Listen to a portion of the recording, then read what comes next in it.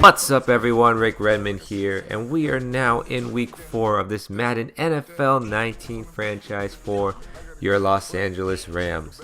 So coming off the last game we played, it was against the Chargers, showing them who's the real team in LA and dismantling them. Jared Goff, the star from last week's game, he had probably his best game of his career, passing for 308 yards, 4 touchdowns, a perfect passing rating, and then the very important key stat, no interceptions.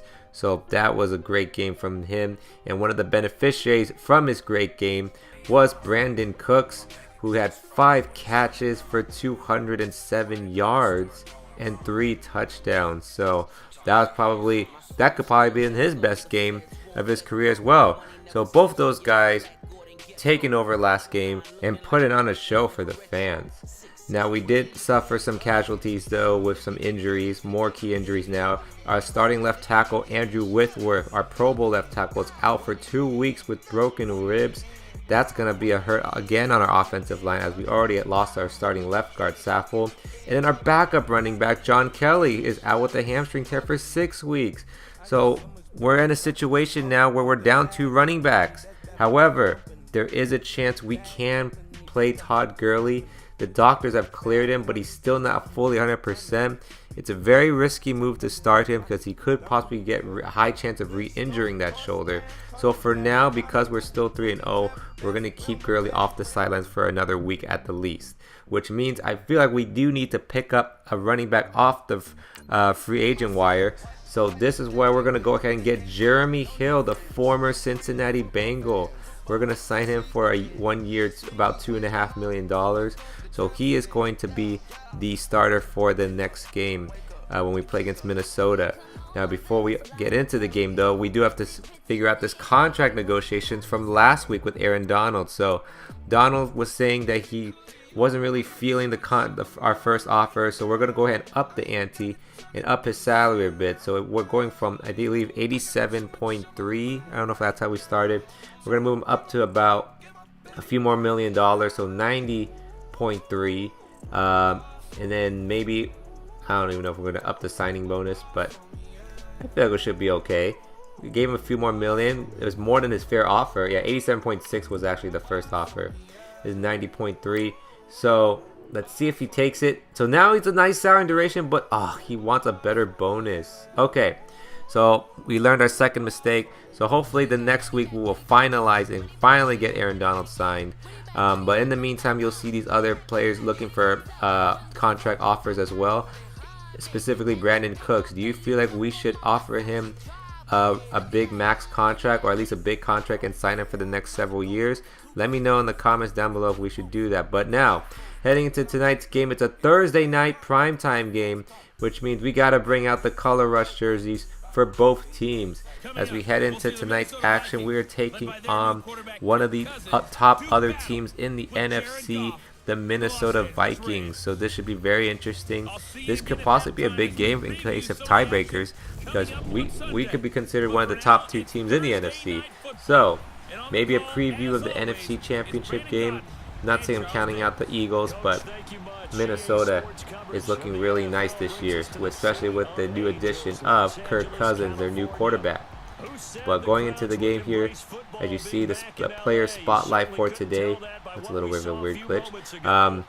Brandon Cooks, showing you the stats from the last game, had that 182-yard bomb from Jared Goff. So that was nice and impressive. So here we go, going into the tonight's action. Minnesota started with the ball first. Cousins drops back on 2nd and 6.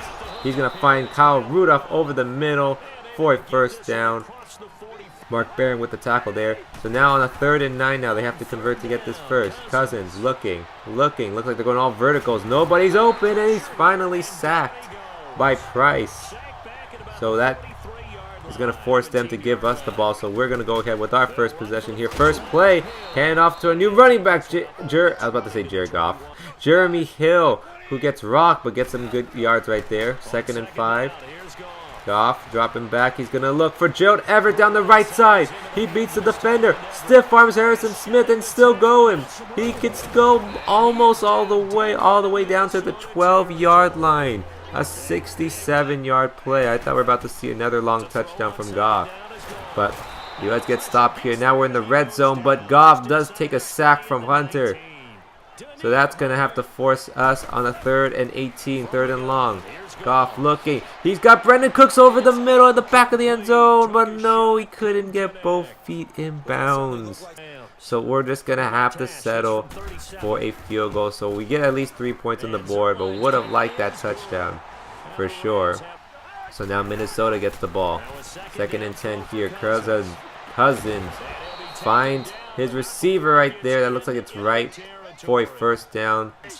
Now already inside our territory. 3rd and 7 here with the quarter winding down. Cousins, once again, it looks like a verticals play again, but no one's open and he gets sacked, this time by Obukam.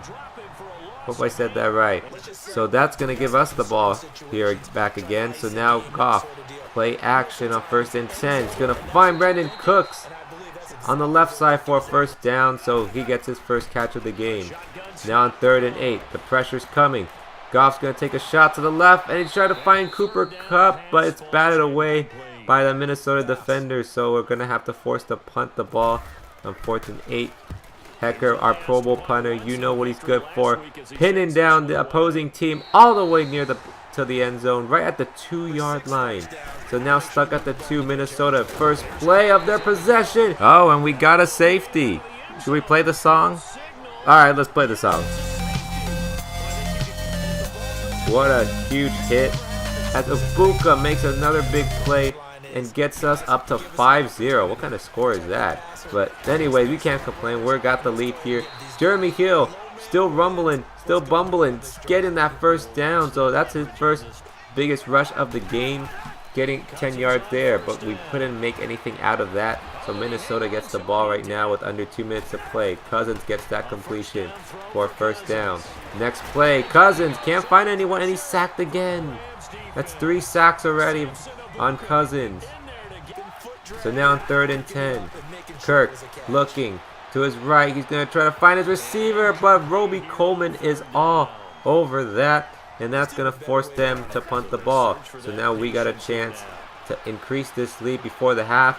Look at Goff, 1st and 10, finding Brandon Cooks, pretty much like leaving that defender frozen for a 1st down. Now at the Minnesota 45, Goff drops back but gets sacked by Eric Kendricks. Nobody blocked him there.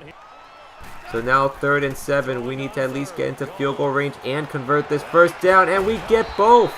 Cooper Kupp on the drag route gets the 1st down right about the 33. That should be enough for Greg Zuerlein. You know he has a big leg to nail this field goal in before the half, and right at the buzzer we do. So that will take us into the half, up 8-0. As you see the stats, we are pretty much dominating mostly everything, but yet Minnesota is technically only 1 possession away from tying this game. And just like that, like what I was saying, all it takes is 1 possession and Minnesota takes advantage of the pick by Harrison Smith. Goff didn't even see him come out of nowhere. And now Minnesota with the chance now on their first play of their possession. Already now almost into the red zone. Oh, Stephon Diggs almost gets a touchdown. That could have possibly get them close to tying this game. So now 1st and goal. All they need is to get in there just 1 yard away, but they decide to pass. And now look at this. Kirk Cousins keeps running back and gets sacked by Mark Barron. And that will force them only into a field goal. So a big mistake by Minnesota. Couldn't capitalize on our mistake. So now we got the ball back, but Goff gets sacked once again. So it's been pretty much a sack game here so far. Minnesota now with the ball, 3rd and inches. Cook couldn't get the 1st down. He is not having his best game, but then again, we have probably one of the best rush defenses in the game. So it's going to be hard to get any running game going for them. So now we get the ball back, 3rd and 4. Goff finding Cooks for a 1st down, and he's got 5 catches already of the game. So now Goff handed off to Jeremy Hill. Hill, another big run here, gets the 1st down and then some and takes a shot. But nonetheless, we are now in Minnesota territory starting the 4th quarter. Goff, though, dropping back on 2nd and 10, but can't find anyone, and he gets sacked again. Hunter all over that. So now we have to give the ball back to Minnesota. So Minnesota only down by 5 in a weird score here, 3-8. Oh, but look at this. Adam Thielen breaks a tackle. He's going all the way down the left side and finally goes out of bounds at our own 30-yard line. So now they're in scoring range. On 3rd and 5 though, Minnesota still needs to convert. Oh, and he hits Rudolph, but he knocks the ball away. And it's picked off. Who was that? I think that was Mark Barron, who knocked it out of him as soon as he had it in his hands. And Littleton, right place, right time, gets the interception. What a crazy sequence right there. As the Minnesota coach can't believe it. So now we get the ball here on 3rd and 10. We need to convert here to keep this drive going. And we do. Goff hits Cooper Kupp, who breaks a tackle and gets just enough for a first down. Now on 3rd and 13, we have to convert here to also keep this drive alive. But oh no, it's picked off. Terrence Newman with the pick. Don't tell me he's going to run it all the way back. He does. Oh no, Goff makes a crucial mistake. Gets picked off, and it's now a pick 6. So now Minnesota has the lead. Now they can also go for 2 to up the lead to 3. But we at least get the tackle and the sack. Abuka makes a big play, so now at least we're only down by 1. But Goff, though, having an A game so far, he needs to step it up here on this final drive to make up for everything. So 2nd and 5. Less than 2 minutes to play. Goff, though, is sacked again. That's 5 sacks for the Vikings. Goff on 3rd and 10 now. They need to convert. Wait a second. Woods looks open. He looks open, but no. He drops the ball, or at least the defender knocks it away. That could have been a huge play. So 4th and 10. All or nothing. Have to convert. And he does. He finds Brandon Cooks over the middle for a first down. 3rd and 5 with about 40 seconds to play. Goff once again converting. This time Robert Woods gets the first down right at the 34. That looks almost a good field goal range. He did hit a 33-yard one.